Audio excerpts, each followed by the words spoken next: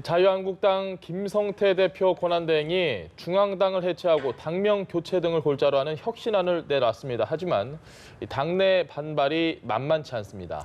민주당이 오는 8월 25일 전당대회를 열기로 확정한 가운데 당내 당권 경쟁이 벌써부터 치열합니다. 상황 살펴보겠습니다.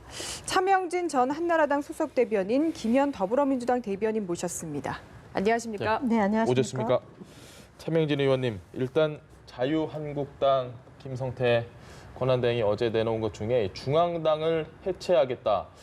정확하게 어떤 의미로 좀 이해를 해야 될까요? 그러니까 이 미국에 가보면요, 예. 그 캡itol 힐, 워싱턴 캡itol 힐 옆에 민주당과 공화당 전국위원회가 있어요. 예. 그 가보면은 상당히 썰렁해요. 그러니까 일상적으로 사람이 없어요. 예. 그러니까 선거 때만 주로 전국적 수준의 선거, 그러니까 대통령 선거죠. 예. 대통령 선거를 위한 모금과 일정하게 그 원로들이 모인 좀 이렇게 공천. 예. 그러니까 이 공천도 이제 여기서 이러이러한 사람들이 경선에 나오면 좋겠다라는 식의 얘기하는 정도, 그런 정도의 역할만 합니다. 그러니까 일상적으로 사실은 선거 캠페인이나 아니면 싱크탱크나 예. 그다음에 당 조직의 일상적 점검 이런 거 안 해요. 안 하고 그건 알아서 움직이는 거예요. 그 지역에도 또 지역위원회가 있어가지고 예. 지역 사무처가 없고 지역위원회 사람들이 선거 때만 모여서 그 선거 모금과 그다음에 이제 후보에 대해서 경선을 할 거냐 아니면 뭐 승계할 거냐 예. 이런 식으로 합니까? 그러니까 일상적인 그 당 조직이 없는 거죠. 그러니까 이제 지금 중앙당 해체하겠다는 거는 제가 알 때는 보면은 아마 미국식으로 예. 소위 말하면 이제 원내정당, 일상적 조직은 원내정당 중심으로 가고 이 어떤 그 이 당 그 원외 정당은 예. 그냥 위원회식으로 선거 때만 좀 모금하고 후보 공천의 어떤 방식을 결정하는 그런 식으로 가겠다는 건데, 사실 근데 이게 이제 현재 우리나라 정당의 문제점을 개선하는 측면은 있어요. 예. 지금 보면은 선거 없을 때도 정당 중앙당이 있으니까 쓸데없는 일 있죠. 예를 들어서 한 예만 들면 대표 사모님이 이번에 참여하시니까 각 지구당에서는 그 여성 의원을 뭐 5명 내지 네. 10명씩 선정해서 뭐 무슨 뭐 여성 단합대회에 보내라. 그 다 그런 억지로 이제 보내거든요. 그런데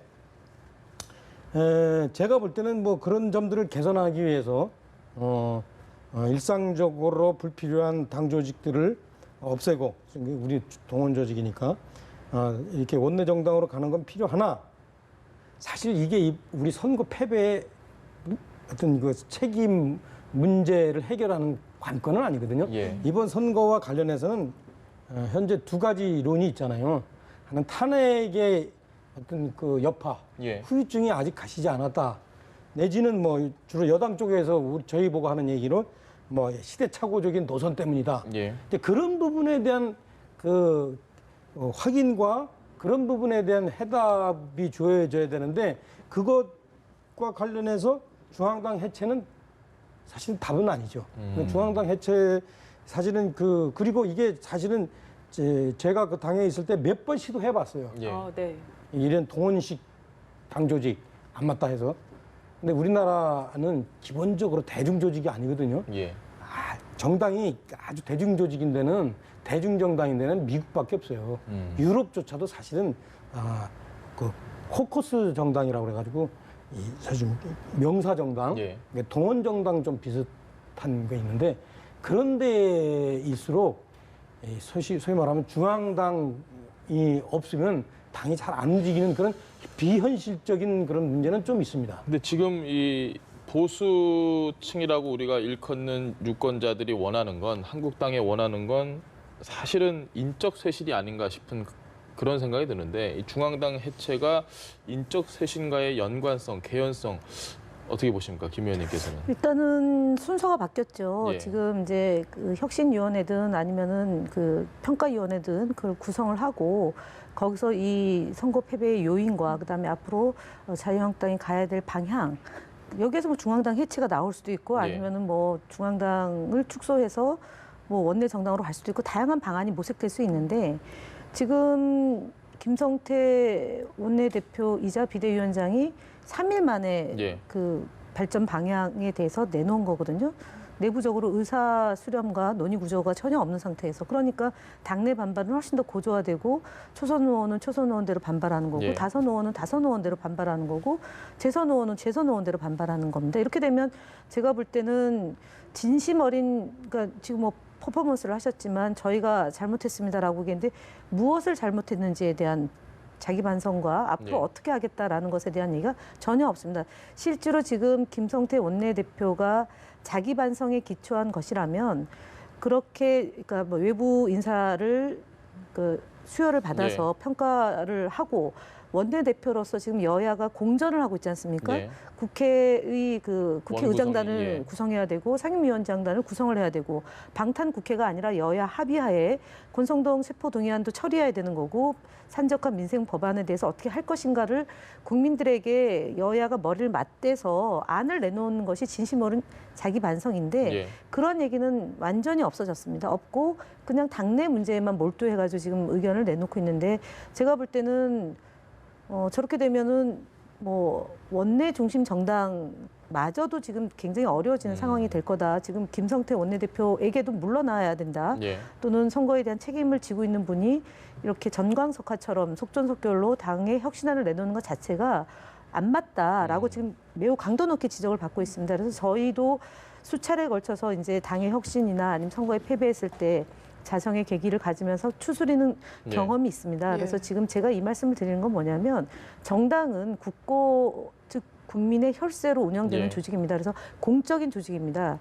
개인이 자기 용돈 들여서 또는 사비를 털어서 운영하는 그런 계모임이 아니기 때문에 공당으로서의 책임 또는 예. 정치인으로서 책임, 국회의원으로서 책임을 다하는 그런 자세가 필요한 것이지 지금처럼 이연령 비연령식으로 조삼모사식으로 하는 것은 제가 볼 때 안 맞다. 그리고 더더구나 홍준표 전 대표가 물러나면서 예. 뭐 여덟 분야에 걸쳐서 자당의 의원들에 대해서 비난을 하는거나 아니 그 이후에 또 쏟아지는 여러 형태의 이 자유한국당의 의원들을 뭐 평가하는 방식들이 나오지 않습니까? 이것들이 자중질환의 문제인데 건전하고 그다음에 국민을 섬기는 그런 정치가 필요한 것이지 이런 식으로 니탓 얘기하는 것은 온당하지는 않은 것 같습니다. 알겠습니다.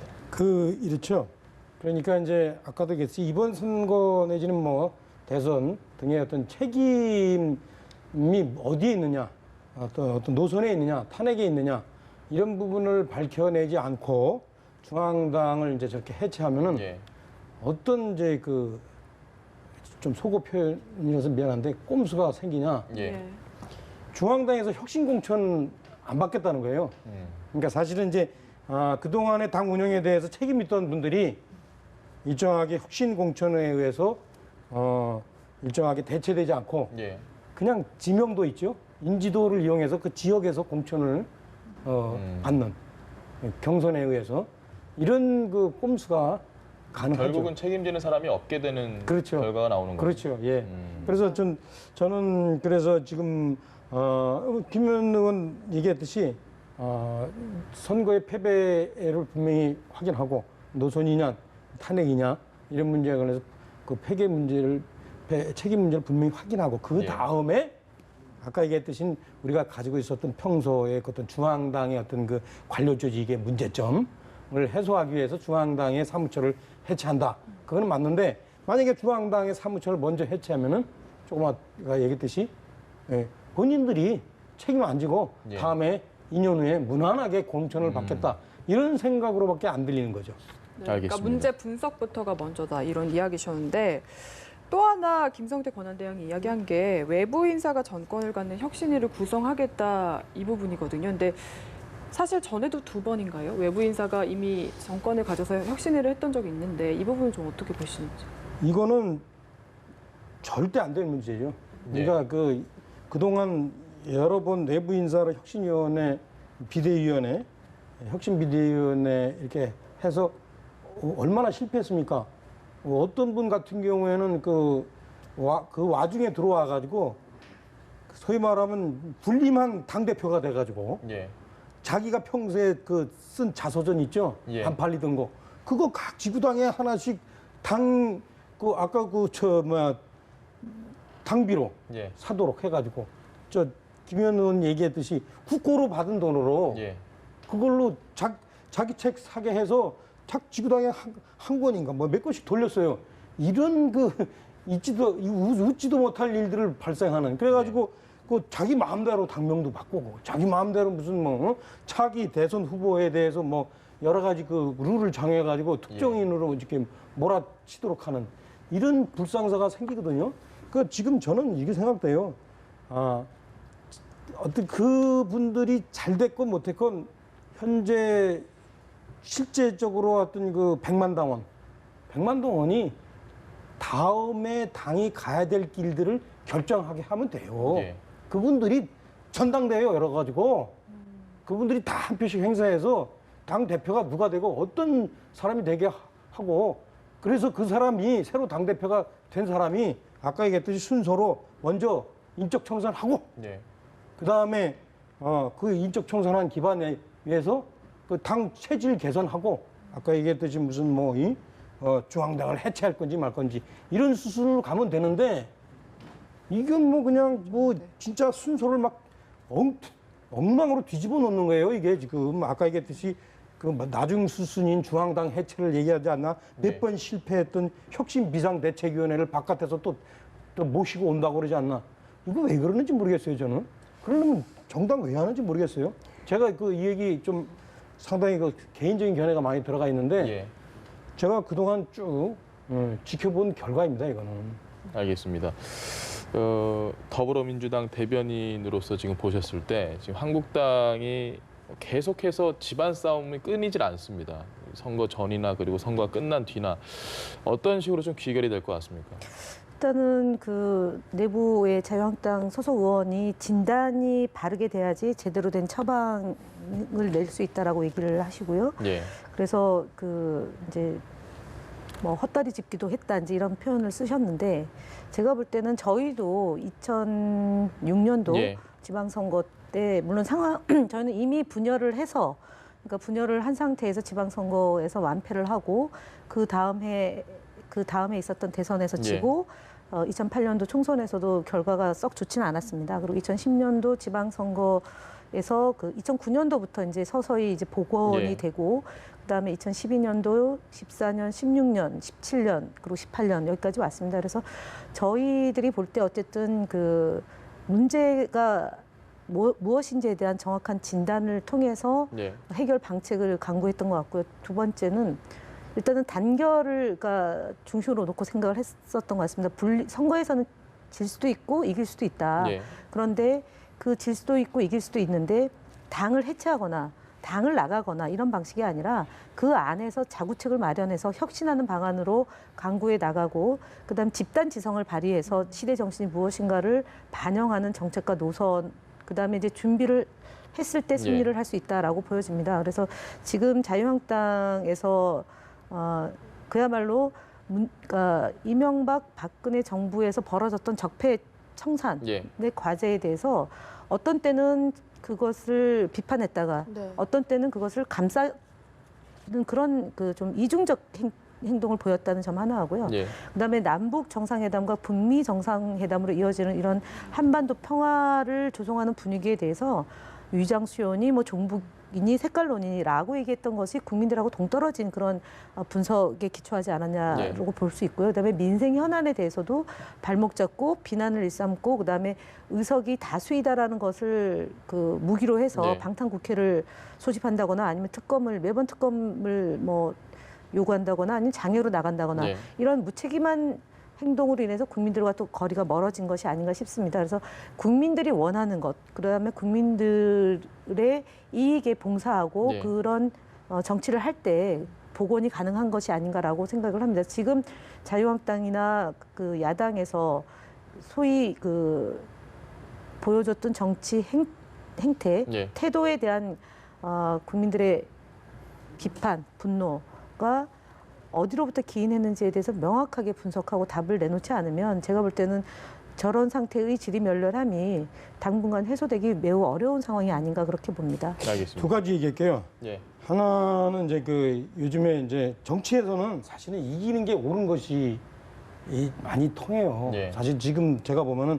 언론에서도 보면은 거의 뭐 그냥 민주당이 거의 이제 원래부터 옳았던 것처럼 다 얘기를 하시는데 예. 제가 하나 그 좀 상기시켜 드리고 싶은 거는 두 분 다 그 2년 전 기억하시려면 2년 전에 민주당이 그 문재인 그 당시의 대표와 그 안철수 대표가 막 예. 갈등하고 이러고 거의 대답이 없을 때 어떤 대담 프로에서 앵커가 저한테 물어보더라고요. 어떻게 민주당 했으면 좋겠습니까? 그래서 제가 뭐라고 그랬냐면 우리나라 정치는 참 불행하게도 손님 실수가 예. 가장 큰 변수다. 민주당이 저렇게 찌그덕뽀그덕 하다가 집권 여당인 한국당, 그 당시 새누리당이 아마 제가 볼 때는 현재 이런 상황에서 오만으로 인해서 사고가 날 거다. 그때 아마 회복할다 그랬는데 제 생각대로 됐어요. 저는 민주당이 그 당시에 그야말로 그 어려움을 극복하기 위해서 여러 가지 몸부림했지만 우리 돌이켜보면 그 당시에 혁신위원회에서 한다고 한 거 하나도 됐어요? 안 됐어요. 그게 비극이에요. 그래서 저는 그 얘기를 우리 한국당에다 적용해 보면 예. 한국당도 조금 있으면 저는 어떤 식으로든 회복될 거다. 네. 그런데 그게 자력으로 회복돼야지 민주당이 못해서 회복되면 안 된다. 그런 차원에서 제가 현재 한국당의 패배의 원인을 정확하게 분석해 보면 이랬습니다. 한국당이 실제 폭망한 거는 지난번 대선 때예요. 네. 지난번 대선 때 문재인 41, 홍준표 24, 그리고 안철수 플러스 유승민 28이에요. 예. 이게 이번에 어떻게 되냐? 한국당이 더 깎이지 않았어요. 폭망한 데는 뭐냐면 중도를 표방했던 바른당, 예. 바른미래당. 거기가 폭망하고 그 표를 3분의 2는 여당이 가져가고 3분의 1은 한국당이 가져온 거예요. 예. 그러니까 한국당이 그때부터 낮았어요. 그러니까 이제 승자 독식형 지방선거에서 이제 못 얻은 표는 있지만 네. 전체적인 표를 이렇게 분석해보면 그렇습니다.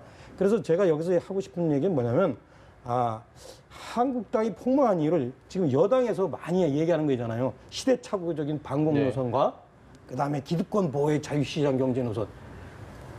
그거 좀 아닌 것 같아서 교정한 데가 어디예요? 바른미래당이잖아요. 예. 그거 폭망했어요. 그러니까 현재 우리나라 그 환경에서 국민들은 그 중간에 왔다 갔다 하는데 싫어해요. 그리고 제가 볼 때는 한국당이 틀린 거 없습니다. 우리가 남북 관계 문재인 대통령의 진심은 이해하지만 그렇다고 그 김정을 너무 믿으면 안 된다라는 게 우리들 얘기 아닙니까? 예. 그리고 일정하게 약자의 보호도 필요하지만 시장 경제 어떤 그 법칙을 훼손해서는 안 된다는 게 저희 생각이고 그래서 이런 것 때문에 졌다고 생각은 안 하고 예. 제가 얘기하는 거는 아까 얘기했듯이 탄핵과 관련해서 있잖아요. 진박 간별사, 예. 그다음에 무슨 옥새 들고 나르샤, 그다음에 비선 실세 이런 사람들과 관련된 부분이 저는 아직도 지금 우리를 그렇게 패배에 늪에서 회우적거리게 한다 생각하고 그걸 어떻게 씻어낼 건가 이게 저는 과제라고 봅니다. 그런 차원에서 제대로 씻어내면 제가 볼 때는 빠른 시일 내에 한국당이 회복될 것이고 그렇지 못하면 회복되더라도 아까도 얘기했듯이 손님 실수에서 회복되는 그건 한국 정치의 비극이죠. 알겠습니다. 한국 우파의 비극이고. 지금 예. 말씀하신 것 중에 그러니까 사실관계를 좀 바로 잡을 필요가 있는 게요. 저희가 옆집 때문에 그 이웃집이 이겼다라고 예. 지금 얘기하시는 건데요. 그런 측면이 없지 않아 있습니다. 그렇지만 저희가 더불어민주당이 앞서 말씀드렸던 것처럼 그러니까 이 문제가 발생했을 때 그것을 해소하고 해결하기 위한 노력을 기울였다는 점은 분명히 말씀을 드려야 되겠습니다. 예. 왜냐하면 2016년도에 저희 문재인 대표 시절에 김상곤 혁신위원회에서 지금 지방선거의 공천 룰 예. 내지는 그 시스템 공천을 어떻게 할 거냐, 그 다음에 경선을 어떻게 실시할 거냐 하는 것은 이미 그때 2016년도에 그 2018년도에 실시되는 지방선거에 대한 규정을 만들었습니다. 그래서 그것에 입각해서 지금 추미애 대표 체제에서도 2016년도에 일정하게 완성해 놓은 그 시스템으로 적용을 했기 때문에 네. 잡음이 없었던 겁니다. 그래서 단순하게 그 적폐청산과 과정에서 오락가락했던 자유한국당 때문에 그러니까 이득을 봤다라는 점도 있죠. 예. 자유한국당에 대해 실망하고 예. 그래서 보수층들이 이탈해서 저희 더불어민주당과 문재인 정부에 대해서 기대하고 대통령의 그런 국정 운영 능력에 대해서 평가를 해준 부분이 예. 있기 때문에 78%에서 80%까지 지지도가 있는 거고 저희 더불어민주당에 대한 지지는 57%까지 올라가는 거라고 봅니다.